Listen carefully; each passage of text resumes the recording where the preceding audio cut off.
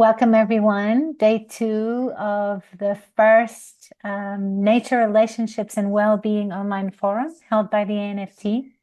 It's an absolute pleasure to have with us Dr. Louise Livingstone from the UK, founder of the Heart Sense Research Institute, and Amos Clifford, founder of the ANFT. So both of you have a real life journey and story around the heart, the intelligence and the wisdom of the heart, and how it can bring us into a deeper relationship with the natural world.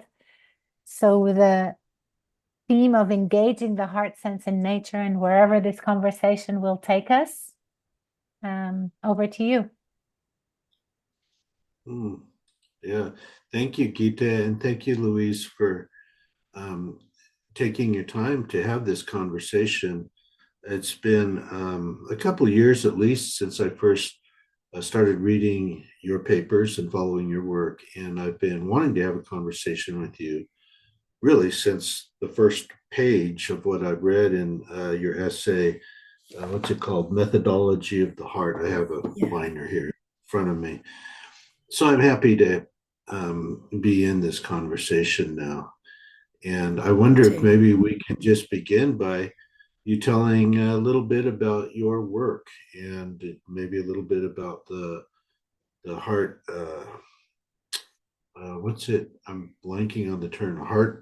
The Heart Sense Research Institute. Yeah, thank you. Well, it's a pleasure to be with you, Amos, and I know we've been trying to connect for a few years now, and I'm delighted that this is here. So thank you for accommodating me and hosting me. The Heart Sense approach was born a long time ago, I think, really. Even though I didn't know it. So I guess I have to just give a little bit of context, a little bit of background, because I can't extricate myself from the heart sense approach. So when I was a little girl and I was so connected to nature, talking to stones and plants and trees, and, you know, I have such beautiful recollections of, you know, being on the coastal path in Cornwall and just talking to everything, all the elements, absolutely everything. And it was a joyous time of my life. And then around about the age of 8, and probably many of the people here who've come to the conference, and probably you yourself, Amos and Gita, maybe have a sense of a resonance with this, in the sense that when I went to secondary school, I kind of made a journey, as I say in my work, out of my body, out of the experiencing body, in living relationship with the world, and into my head, into my mind, into the rational intellect. And I think it was at that time that my heart was kind of saying to me, Louise, please don't leave. Please don't leave me behind. And I had lots of chest pain. I went to the doctors. The doctors couldn't work out what was wrong with me. And I just felt myself just disconnecting from the natural world. It happened over many, many years. But when I was 18, I had viral myocarditis, which left me in hospital for 3 months. I had 3 cardiac arrests, and then I was left with complications. So essentially, I think what I'm saying is that my heart and my relationship with nature were interconnected. And the more that I disconnected from my lived experience in living relationship with the natural world as it spoke to me, and I no longer could hear the voice of the natural world as I made the journey into my, you know, rational mind and the contemporary Western framework, that something inside me was trying to call me back. The world was trying to call me back to itself. And, you know, it's a very long story, but, you know, in the 2000s, I started to get complications with arrhythmias. So I had ventricular tachycardia, atrial fibrillation, lots of difficulties, which rendered me eventually housebound. Didn't want to go outside. I was agoraphobic, didn't want to leave the house, pretty much lost my job. And then it was one morning when I just thought, I don't want to be here anymore. I just can't deal with this anymore. That my heart just shrieked to me and said, Louise, please stop this. You know, this conflict is your own creation. I can help you, but please hear me once more. And then really from then onwards, I've just been following the teachings, the soft whisperings of my heart, which actually has led me back to a deep communion with nature once more.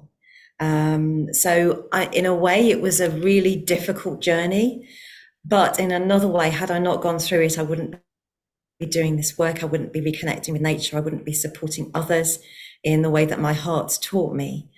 So it has to be set in context. So the heart sense approach really is the way that my heart taught me to engage more deeply in a more expanded way with the world and with myself. And essentially that the heart sense process is about relationship, all the relationships that we have. And that means relationships with nature fundamentally. Yeah. Well, there's a lot to unpack just in that. There is a lot there. I really liked, really felt touched by this one phrase you used in there, that your heart was calling you back, calling you back.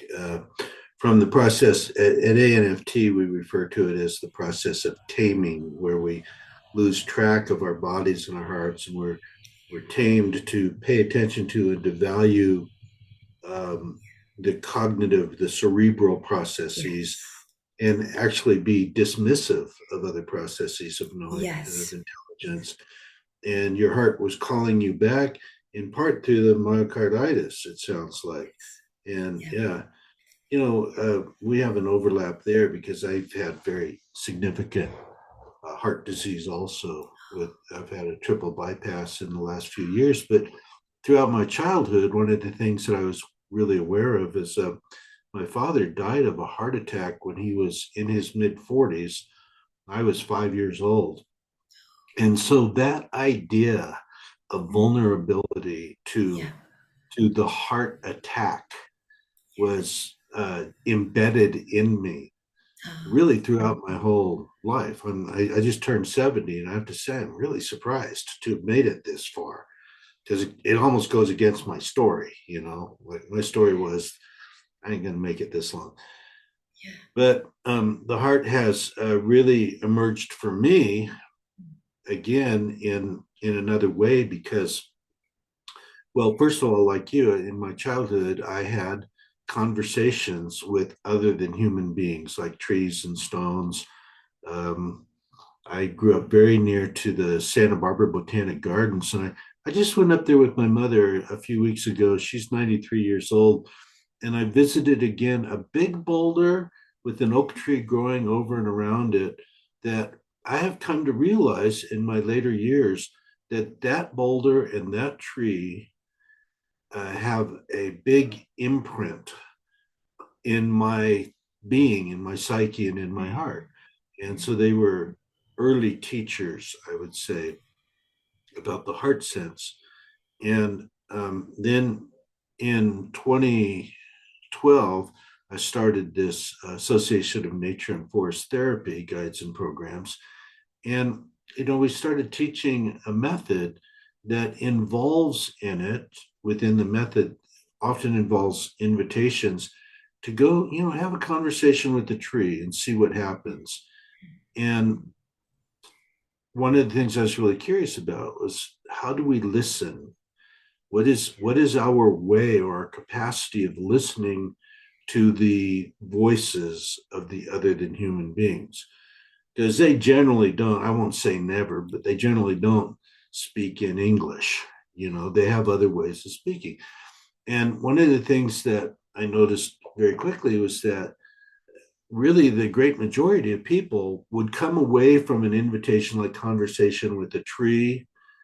They'd come away with a feeling that something really valuable and important had just happened. Often we would see tears. In fact, sometimes it was the people who are the most skeptical at the beginning of this invitation who would come back really with the greatest amount of tears. And I started thinking, okay, so things like tears and joy and awe that people come back with, what are those indicative of? If we were to look at them as indicators of some internal process, what is that? And so I really just traveled for some years with this question, what's going on here? Yeah. What's going on here when we're talking to trees or stones? I saw in one of your videos that you really were highlighting the stones, and stones are like, for me, I've always got stones around. Oh, wow. Apparently this one doesn't want to be in focus right now. Oh, are you shy? Okay, I'll put you down. I Here we think go. it's probably shy. I did catch a little glimpse. It's a little shy this morning, that particular stone. So, I started feeling like um, I started feeling like that whatever was happening with the heart. The Yeah, communication was between something around the heart yeah, and definitely beyond the physical organ of the heart, but this sort of heart center. And it was between that and what I would say is an equivalent thing in, say, the tree. The tree has a heart of some kind. yeah. It's not the same organ that we have, but there's something there that is analogous to Mhm. the what I might call the spiritual heart, or that felt sense of the heart's presence. And so, I part of my training in my life, I was a psychotherapist and particularly interested in Jungian psychology. And diving in through that, kind of through that door, I came across, Corbin and Thomas Cheatham and other people. I'm like, oh, this Imaginal, this really fits for me. I think that's how I came across your paper, Ah, because I start wondering, is anyone else thinking this way? mm. So I go and ask Google heart sense and imaginal capacity or something like that. And well, guess who comes up on top of that search? It's you, right? So I started reading your papers and I thought, man, I felt less lonely all of a Yeah, sudden. Is there someone else that's pursuing the same breadcrumbs into this area that is super important to remember? yeah. Gosh, so important. And like you say, Amos, it can be a really lonely journey because you've got that sort of lived, felt experience of having that conversation with the stone or the plant or the tree. And no, very often in my connection, in my relationship with these nature beings, they don't speak in English. It's a deep, felt, visceral sense that I feel in my heart that moves me to joy, that moves me to tears. There's something to be said about, this animating force that animates life that we are embedded in as human beings. And why wouldn't all the living beings of the world actually have a sense of that animating force within themselves? And then it's how do we actually connect and communicate and relate? And I think we're left in such a narrow framework through the Western contemporary mode of understanding that says, oh, well, animism or talking to trees or talking to plants is such it was a misstep, I think, that we took a couple of 100 years ago, which is that's a primitive way of acting in the Yeah. world. Now, when I consider that, I think, well, what human beings have been around in their current form for 200,000 years. Our current mode of knowing from the scientific enlightenment is only 400 years old. So how would we interact and engage with these beautiful beings of which we are a part? The earth is 4.6 billion years old. We emerged out of the earth. If we think of the yew tree, we spoke a little bit about the yew tree before we jumped on, didn't we, Amos? The yew Yes. tree and the species of the yew tree has been around, for several hundred millions of years. She has so much wisdom within herself. And so it feels to me that we emerged out of Earth's heart, that the nature beings have emerged out of Earth's heart, and so have we. And we've been given a heart. The trees have hearts. And we just need to learn to retune our hearts to the world's conversation, because the world has never stopped speaking. It's just us that stop listening. Our perceptive lens has just got narrower. And so my work is to value the heart, to value human experience in living relationship with the natural world as it speaks. And that could be through, I don't know, witnessing a beautiful sunset and being touched and moved, and then actually allowing myself the possibility and the potentiality to follow where that might lead me in terms of meaning making. In our contemporary Western world, maybe the current narrative would be, oh, well, but that's just a load of firing neurons in your brain, and that's what it is. But that doesn't make meaning for me in the same way, and it certainly hasn't transformed my life in the same way. So I know where I'm putting my cards. Yeah, yeah. Well, you referenced the yew tree. Maybe we can talk a little Yeah, bit about this yew tree that we both have met on our journeys, a particular yes, tree, let's which do is that.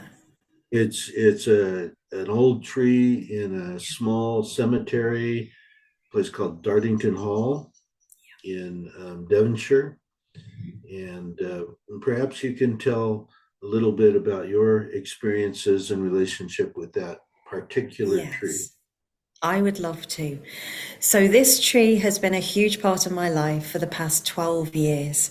This tree was present when I first went for my interview at the Schumacher College for the Holistic Science Masters, and I went to see the tree because I knew that she was important, and I went to speak to her and I said, I am so grateful to make your acquaintance.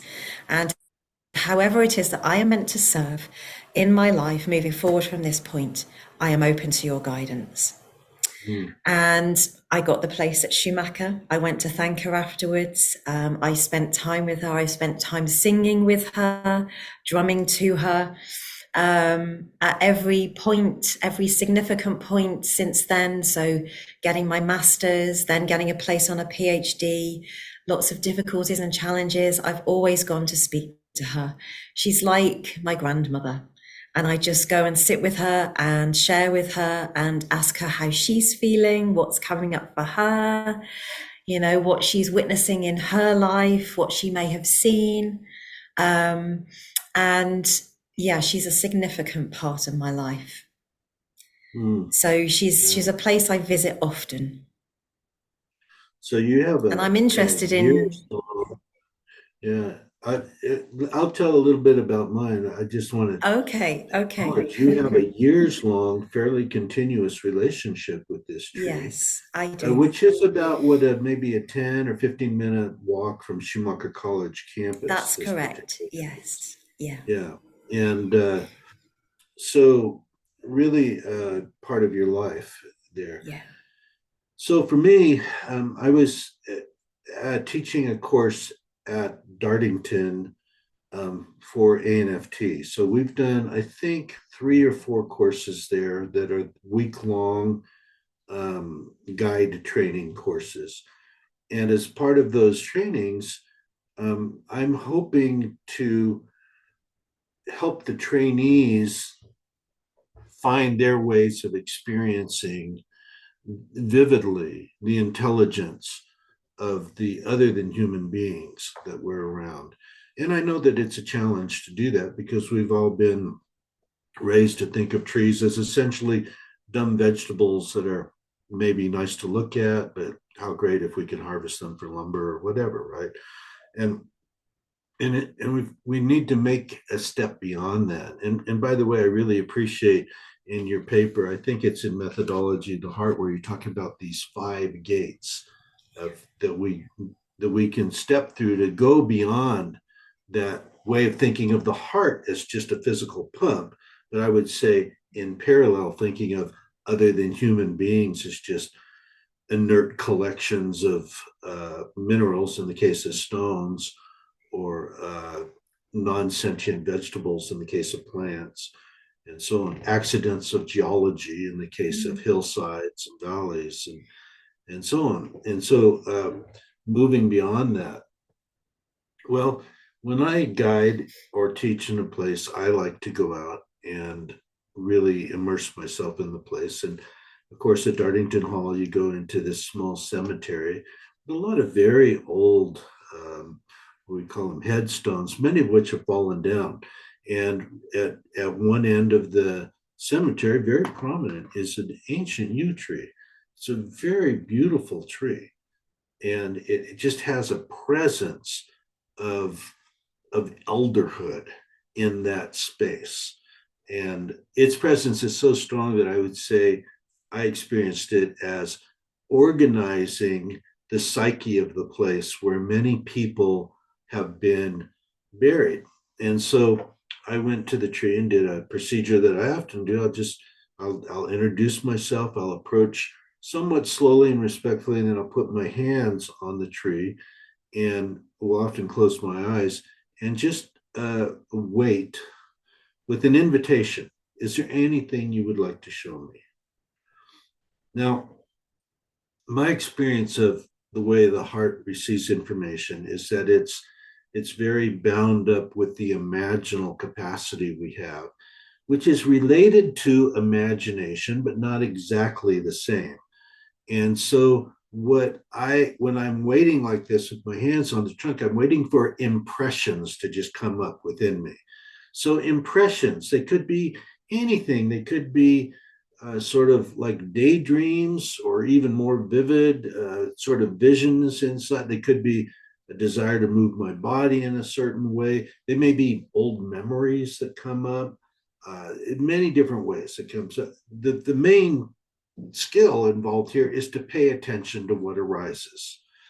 Pay attention to it in a gentle way that allows for the possibility that what arising is something of substance that may be in some ways interpretable into language or discursive thought, but at other times it may not be. It may just be its own mode of information that's coming. So I'm waiting here with my hands on the yew tree, and I start getting an impression of like a spiraling energy in the tree. Spiraling, spiraling, spiraling. So I'm just leaning into that. I'm allowing that impression, the space to develop itself. And as it develops itself, I see within it a being that is roughly human in form in a way, but not really. Maybe like an ant in the Tolkien literature. And this being is moving in a spiral dance with its hands up, and from its hands, there's a great spiral ladder that goes up into the heavens. I thought, I've heard of Jacob's ladder, and I've heard that there's a tradition in the UK of planting yew trees in cemeteries. And I thought, this is why. This tree has the medicine of helping those who are departed, helping them find the bridge into the next domain. So that's the story I came away with from that. So it's not something that I would promote as this is a fact about the yew tree, but I would say this is what a yew tree showed me about herself and showed me through this very imaginal process. So now I've been back there, I think 3 or 4 times since that first experience with the tree. I noticed that recently they've now put a Yes. rope to keep people from going too close to it. How about that? Like, this is a tree that calls so many people to it that we got to put a rope around it. Yeah. And I get both sides of that. Yeah, let's keep it from trampling its roots and damaging its health. And on the other hand, what about that? What is it about a tree that calls so many people to it that some caretaker feels like, we've got to protect the tree by keeping the people away? It's not the only tree that's like that. There are other major trees in the world that have barriers around them. Yeah. But it was a moment of I don't know if heartbreak's quite the right word, but it's in the right domain to walk up, come visit, excited. I'm going to go see her again. And there's a rope. Yeah. There's so many synchronicities for me with everything that you've shared about that beautiful experience with your relationship with the tree. And, I think, I shared the same, there's a rope. And then, I understand, to protect her roots. I get that. And I just wanted to speak a little bit to what you were saying about the spiraling, this impression of the spiral that came through to you, because in my relationship with the tree, I didn't really understand what my journey was going to be. When I first landed at Schumacher, I had no idea, but I knew that I was called by the tree and I was called by something greater. And really through my relationship with the yew tree at Dartington, I got a sense of, it's about the heart. It's about the heart as this organ of imaginal perception. So I really feel that this tree awakened my heart as more than just a biological organ. It awakened in me an understanding that, as you say, Amos, the heart is an organ of imaginal perception. It attends to the world in a more expanded way that offers us the invitation to take seriously impressions, dream imagery, spontaneous arising images, that sort of deep sense of immediate knowing and intuition, and following where that might lead. And I think the capacity of the heart, in terms of what I understand through my own work, is that it's that space of allowing. Yes, we have the physical heart, but we also have an emotional and feeling heart. And that's important. That needs to be valued, not sentimentalized or considered irrational through the contemporary Western framework. No, this is how the world unfolds through us. Energy in motion, emotion.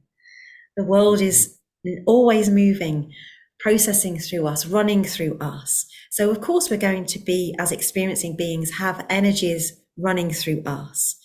As well as the symbolic heart. I understand the symbolic heart, which came to me through my PhD research, as exactly what you just described, in the spiral coming to you as you said your invitation, as you said as you introduced yourself to the tree, which is what I always do as well. That sense of the symbolic heart speaks between us and the world. It helps us to make sense and to validate those impressions that we get. And then the spiraling heart is another part of the heart sense process, which is taking seriously the symbol of the spiral. And interestingly, and I don't know whether this resonates with you, but there's actual research in fringe cardiology right now that says that the heart actually is formed and functions as a spiral. It is formed of spiraling muscle fibers. It is actually formed as a vortex, as a spiral vortex. So the spiral is contained within our hearts. So again, for me, there's a link between what you share, the tree, the spiral, and it just feels like, I don't know, as we're having this conversation, this very spiraling, allowing conversation, that the heart and the tree are present in our conversation. Mm-hmm. Leading us to deeper and greater meaning making that we may not have ordinarily had the chance to, move into. I think it makes sense that it's present in our conversation, because these kinds of experiences reshape us in several ways. Yes. And one is, one of the consequences for me is a kind of an ontological shock. Like, yes. Wait a minute, the world is so much more than the experts say it is. Yes. What is going on here? What is the world? So then there becomes a question like, what exactly is all of this? When I walk through a forest, I'm not walking just among the consciousness of individual trees. This is part of how I experience. I'm walking through a consciousness in which each tree is a part of the forest mind. And that forest mind is a part of the mind of the landscape. And when I enter that, I have the possibility of entering into that mind, becoming a part of it. And this possibility becomes ripened through the experiences of the imaginal capacity of the heart as a core sensing process that we have, and as we start developing that, it becomes ordinary. And then there's this, so there's an ontological shock, and we reshape our sense of what is real. Another piece of that is a kind of a what would we call it? Another shock where we don't even know, an epistemological shock. Like, how do we even tell what is real and what is not? We used to know, we called it scientific method. And then we saw that scientific method doesn't have a way of allowing for the imaginal capacity and its importance. We do see some steps in that direction, like the Heart Math Institute. They have these great images where they're measuring the electromagnetic field around the heart, and it's got this toroidal shape, which is not really a surprise, and it extends out somewhat, and that's what we can measure in our materialistic science. But when we're talking about imaginal, we're beyond that, aren't we? We Like, are. when I was looking at your website this morning, I was looking at the blog, and the image that you have there, you have an image of a woman with these beautiful fields of energy that are Yeah. spherical. You know what's striking to me about that is I use very similar images when I'm going around the world, which I do, and I make presentations at conferences on forest therapy. And I work with AI to make images. And what I'm trying to show is that from each of us, from the region of our heart, there emanates a sphere. And that sphere is a sensory capacity, like our skin is. That sphere is a sensory organ, and it receives impressions all the time. And we can attune to that. But not only does it receive impressions, when I enter a forest or a landscape, that's what the forest is experiencing of me. Yeah. So if you can imagine a tree with its own sphere, whatever that is, our sphere goes in, the spheres meet, maybe they overlap, maybe a little bit like a Venn diagram. There's this overlapping space in there. That space, that's a space that has truly creative potential. In that meeting, something new may come into the world. Yes. And then this brings me to the role of intention. And I wonder what you might have to say about this. The intention, the image of ourselves, of how we see ourselves, of what's true about ourselves that we take, that's what the world around us is primarily experiencing when we show up. Yes. That's what I think. And this is why I think intention is so important in doing this work. And it's a piece of cultivating the heart's sensory capacity and the ability to really work creatively in this heart-based imaginal field. Our intention is really important in that. And it's another piece that I think we are wildly undereducated about. Yeah, 100%. 100%. I mean, I'm resonating with everything you're saying, Amos. This conversation is music for me. It's the intention, it's how we move in the world. Every morning before I get out of bed, I move into my heart and I say, Heart, help me to see the world through your eyes. Help me to meet the world through your eyes and your energies. So I know then when I'm stepping out into the world, I am in that space. I'm in the imaginal already. That invitation is set. And that is my foundational practice every morning, every night. Because I think we have a responsibility. It's a responsibility to be oriented in the world through our heart. So it's thinking with our hearts. This is what I say with every group I work with. This isn't theoretical. We are in our hearts, not thinking about what our hearts might be thinking from the conceptual, brain-based intellect, because that removes us again from the experience. It's actually embedded in our hearts, in the experience, walking in the world, in the relational space. And, for me, it's all about relationship, about responsibility and intentionality. And it can only be made manifest for me in the way that I can hear the world through my heart. And it takes us beyond the heart as an organ of a biological organ, which it is. Yes, it is. But it is so much more than that, as we know, as we've experienced, Amos.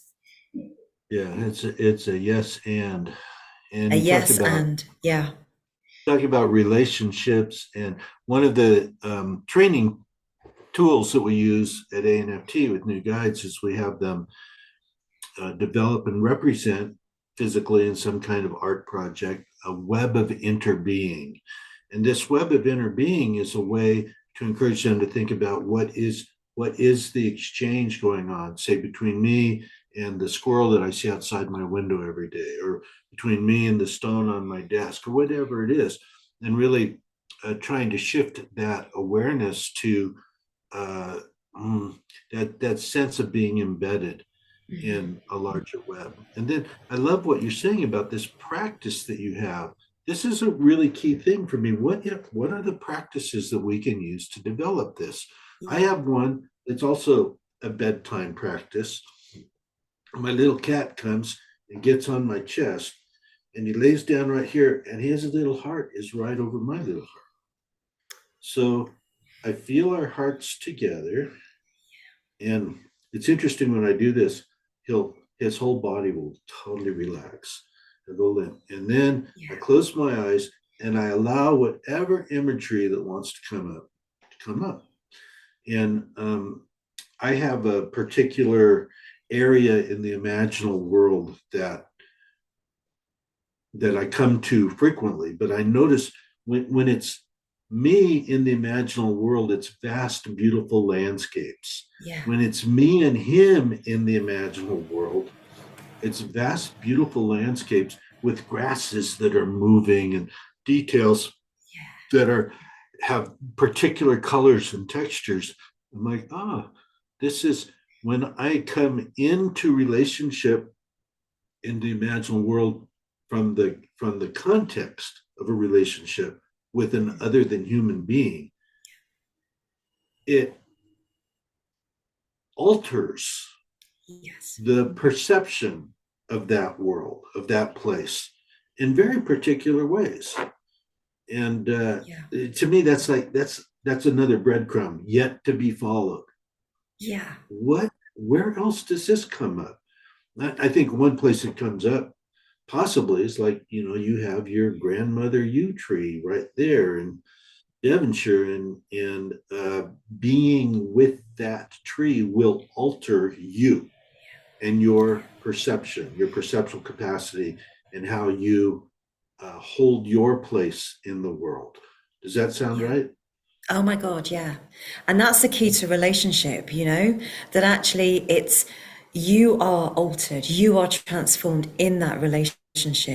And that for me is, when you're grounded in the heart, you realize that it's not just you. You're not putting your intentions, your preconceived ideas onto the being that you're connecting with. Because if you do that, that doesn't allow the other being to live as fully as they want to live. So it's staying open, like the romantic poet and scientist Goethe, for example.